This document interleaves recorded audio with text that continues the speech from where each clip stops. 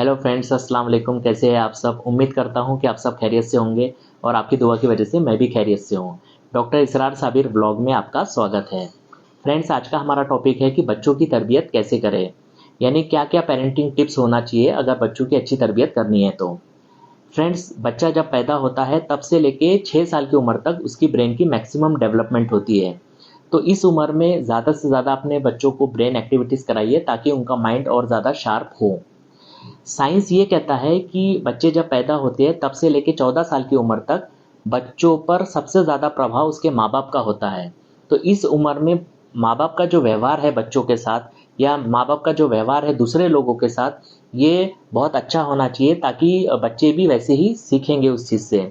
उसी तरह से माँ बाप जो भी आदतें करेंगे, जो भी माँ बाप की हैबिट रहेंगी, या माँ बाप का जो भी व्यवहार रहेगा, वही व्यवहार आगे चल के बच्चों का भी हो सकता है। चलिए जानते हैं पेरेंटिंग टिप्स के बारे में। फर्स्ट पॉइंट है एनकरेजमेंट। फ्रेंड्स, आपका बच्चा जिस टैलेंट के साथ पैदा हुआ है उस टैलेंट को आप एनकरेज करिए। हो सकता है कि आपका बच्चा पढ़ाई में ना आगे आगे ना हो, स्पोर्ट्स में आगे हो। जिस भी फील्ड प्रोफेशन में या जो भी उसमें टैलेंट है आप उसको एनकरेज करिए। बहुत सारे माँ बाप ऐसे रहते हैं कि हमारा बच्चा डॉक्टर बनना चाहिए, इंजीनियर बनना चाहिए, या साइंटिस्ट बनना चाहिए, या एमबीए करना चाहिए, लेकिन वो कभी ये नहीं देखते कि उनके बच्चों में क्या टैलेंट है। तो डेफिनेटली अपने बच्चों के टैलेंट को परखिए। मराठी में एक बोल है जिसको बोलते हैं कि बाळाचे पाय पाळण्यात दिसते, यानी अपने बच्चे के टैलेंट को परखना ये माँ बाप का काम है और उस टैलेंट को एनकरेज करिए। जब आप बच्चे के टैलेंट को एनकरेज करेंगे तो वो उसका पैशन बन जाएगा, और ये पैशन अगर बच्चे का प्रोफेशन बन गया तो बच्चा आगे चल के बहुत ज़्यादा कामयाब हो जाएगा। अपने सपनों को साकार करने के लिए बच्चों के सपनों की कुर्बानी ना दें। तो बच्चों के टैलेंट को हमेशा परखिए और उसको एनकरेज करिए। इसके अलावा बच्चों को क्वेश्चंस पूछने के लिए हमेशा एनकरेज करिए। उन्हें बोलिए कि आप ज़्यादा से ज़्यादा क्वेश्चंस करिए, सवाल करिए। और अक्सर माता पिता ऐसे होते हैं, माँ बाप ऐसे होते हैं, जो बच्चे ज़्यादा अगर क्वेश्चंस पूछते हैं उनको तो इरिटेट हो जाते हैं, या बच्चों को बोलते हैं कि तुम कितने क्वेश्चंस पूछते हो। लेकिन क्वेश्चन पूछना ये बच्चों का हक है और उसका जवाब देना ये माँ बाप का फ़र्ज़ है, क्योंकि माँ बाप बच्चों के टीचर होते हैं। जितना आप बच्चों के क्वेश्चंस के जवाब दोगे, बच्चों के कंसेप्ट्स और ज़्यादा क्लियर होंगे और उनका माइंड बहुत ज़्यादा स्ट्रांग बनेगा। सेकेंड पॉइंट है कॉन्फिडेंस।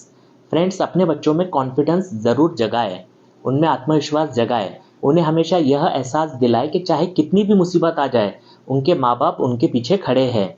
इससे उनका कॉन्फिडेंस बढ़ेगा। और इसके अलावा हमेशा कभी भी किसी के भी सामने अपने बच्चों को ना डांटें। जब आप किसी के भी सामने बच्चों को डांटते हैं तो बच्चे बहुत इनसिक्योर फील करते हैं और उनका कॉन्फिडेंस एकदम लो हो जाता है। नेक्स्ट पॉइंट है mutual respect of husband and wife.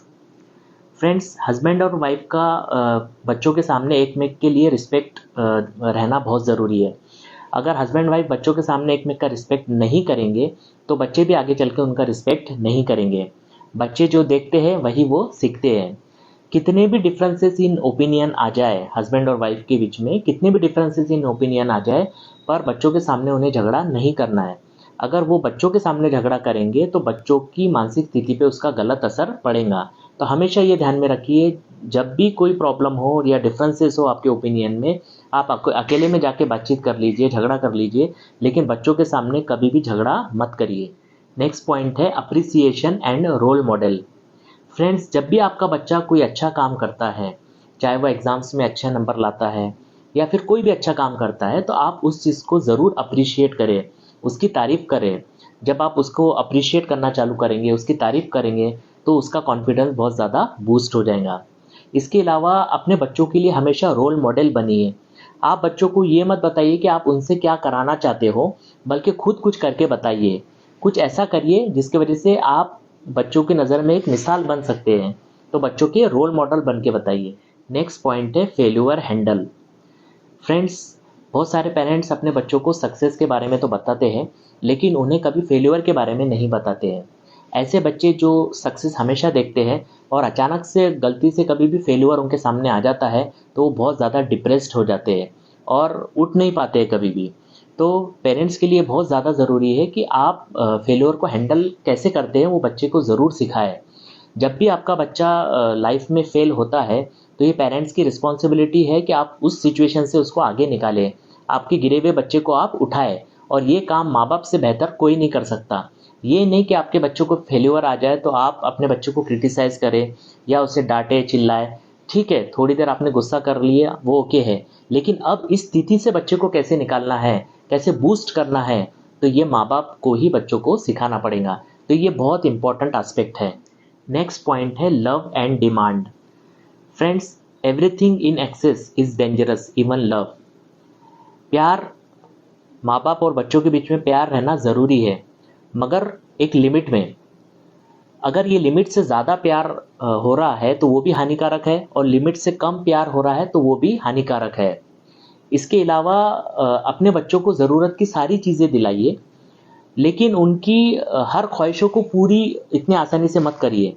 अगर आप बच्चों की हर ख्वाहिशों को पूरी करने चले गए तो आगे चल के आपके बच्चे ज़िद्दी हो जाएंगे, और हो सकता है कि जब आप उनकी डिमांड आगे चल के पूरी नहीं करेंगे तो उनका मन स्टडीज़ में, पढ़ाई में, या जो भी काम कर रहे हैं वो उस चीज़ में उनका मन नहीं लगेगा जब तक आप उनकी डिमांड को पूरी नहीं करेंगे। तो बच्चों को थोड़ा स्ट्रगल करना भी सिखाएं और स्ट्रगल का इम्पोर्टेंस भी बताएं। नेक्स्ट पॉइंट है ह्यूमैनिटी।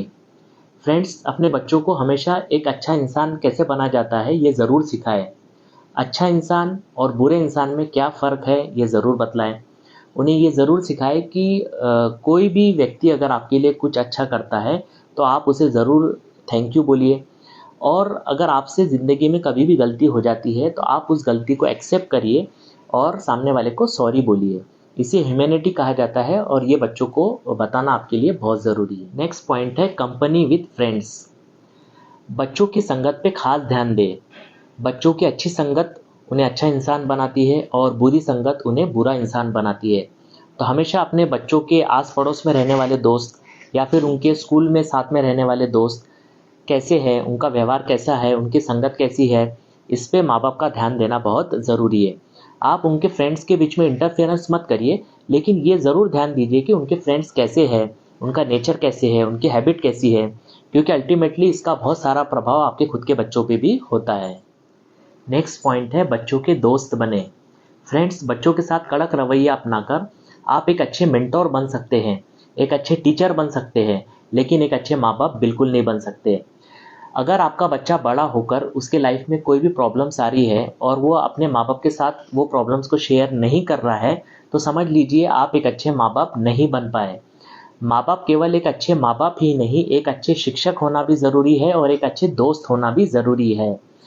मिट जाती है पूरे दिन की थकान, मिट जाती है पूरे दिन की थकान, जब माँ बाप देख लेते हैं बच्चे की मुस्कान। मिट जाती है पूरे दिन की थकान, जब माँ बाप देख लेते हैं बच्चे की मुस्कान। हर सजदे में यही दुआ रहती है माँ बाप की, हर सजदे में यही दुआ रहती है माँ बाप की, सारी ज़िंदगी मिलती रहे उनके बच्चे को मान और सम्मान। तो चलिए फ्रेंड्स, इसी के साथ मैं आज का ये व्लॉग अपना ख़त्म करता हूँ। उम्मीद करता हूँ कि मेरा व्लॉग आप लोगों को बहुत अच्छा लगा हो, बहुत पसंद आया हो। आप इस व्लॉग को ज़्यादा से ज़्यादा लाइक करिए, कमेंट करिए, शेयर करिए, सब्सक्राइब करिए और देखते रहिए डॉक्टर इसरार साबिर व्लॉग। चलिए, अल्लाह हाफिज़।